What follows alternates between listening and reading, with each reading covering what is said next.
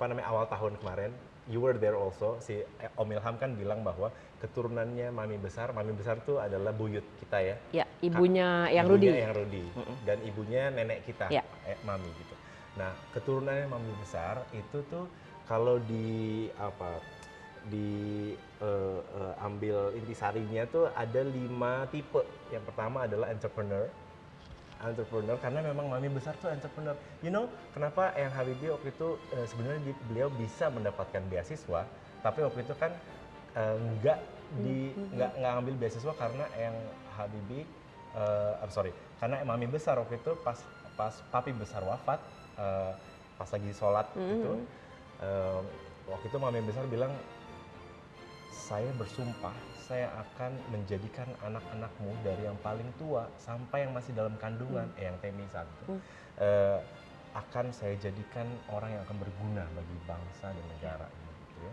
Terus, nah sehingga pas Eyang Rudi menjadi sebenarnya bisa mendapatkan beasiswa, mami besar waktu itu nggak membolehkan karena beliau sendiri yang akan mendanainya gitu ya. Nah, jadinya mendanainya dengan apa? Catering, you know, di rumah yang Bandung. Iya benar. So basically the family waktu itu masih banyak di Bandung ya? Masih banyak di Bandung. Terus juga buka kos-kosan gitu ya, indekos yang di Bandung, Imam Bonjol. Dan itu emang mami besar tuh entrepreneur gitu. Makanya tadi pertama tuh entrepreneur. And your dad gitu kan juga entrepreneur di bidang showbiz gitu.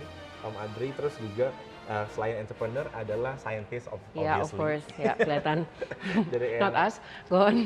Not us lagi. Dari Eyang Rudi, terus juga Pasha tadi, terus Pasha sih. Agasha, you know, Agasha tuh kan menang Olimpiade Matematika sedunia. Wow. Waktu SMP, umur kayak 15 tahun gitu. Wow. Itu jadi scientist kedua. Sports tuh nomor 3. Karena dulu papi besar itu juga atlet bola gitu. Makanya di sepupu kita Rafid Habibie, itu kan juga. Dia main ke mana tuh kemarin ya? Itali, dia main Itali, iya. Terus selain sports adalah art, obviously.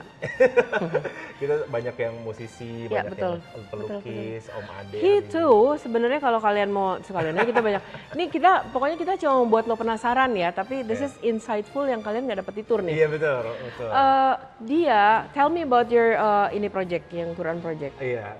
So, aku waktu itu merekam rekaman Quran dalam bahasa Arab, Indonesia, dan Inggris, namanya Quran Indonesia Project. Nah, satu saat sudah rekaman audionya udah selesai, aku ketemu sama teman-teman disabilitas tuli. Mereka berbahasa isyarat kan. Terus abis itu aku kepikir kayak my life was all about audio, dan aku orangnya sangat auditory. Karena sebelumnya I was a musician juga sebenarnya. Terus habis itu disitulah aku bikin si Quran Indonesia Project isyarat gitu. Nah, bahasa isyarat itu waktu itu cukup ramai di media, dan akhirnya kita waktu itu diliput New York Times.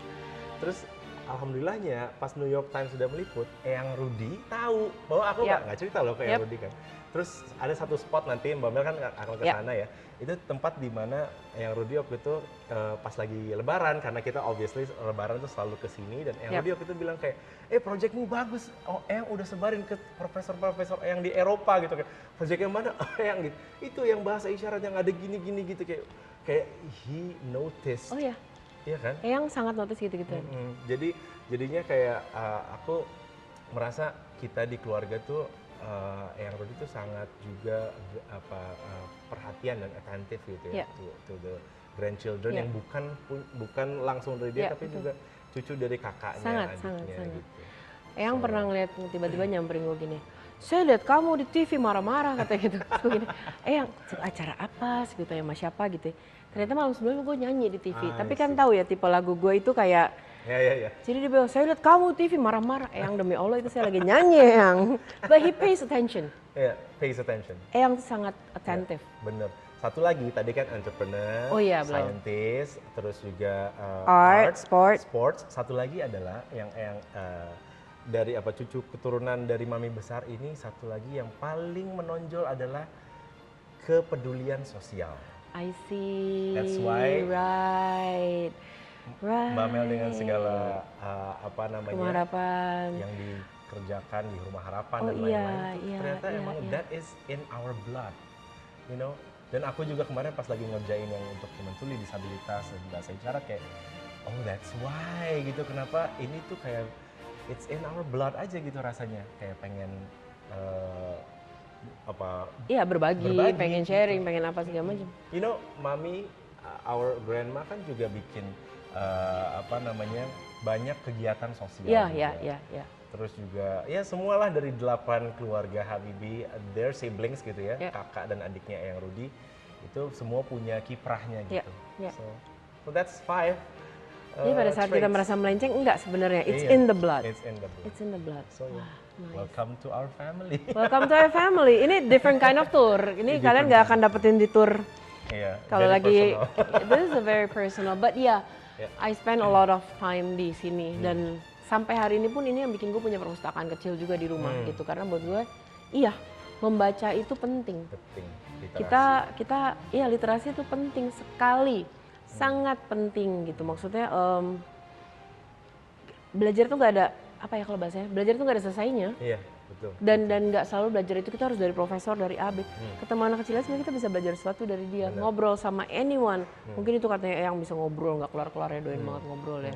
Bener. Gitu ya. Yang ingat gak sih quote-nya Eyang kan, tanpa cinta, kecerdasan itu berbahaya. Ya, betul. Tanpa kecerdasan, cinta itu tidak cukup. Ya, betul. So ya, aku senang banget sih bisa nemenin Mbak Mel lagi, kita ngobrol-ngobrol di sini gitu ya. Dan aku di Wisma Habibie dan Ainun nemenin Nadia dan juga Putri. Kita ngobrol sama Nadia sama Putri, gue doang nggak jadi gitu. Next. Ntar kita bikin sesuatu ya. Iya, pengen nih ngajarin tur, cuman yang aduh terus jadwal susah, kasihan ntar yang tur repot sama gue. Mereka the smart kids, biarkan sama mereka aja.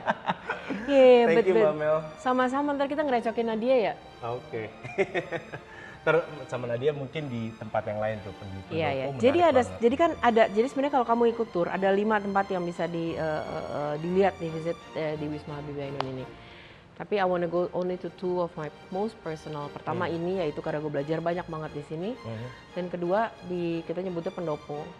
Itu memang ada historical story-nya dan segala macam, ya gitu. It's more a heroic room kayaknya ya gitu. Tapi buat gue disitulah keluarga paling sering kumpul, makan apapun itu, dan apapun eventnya pasti ada mie kangkung. Mie kangkung. Itu yang harus. Gue kagak paham itu kayak harus. Nanti kita ngobrol mana dia di situ. Oke.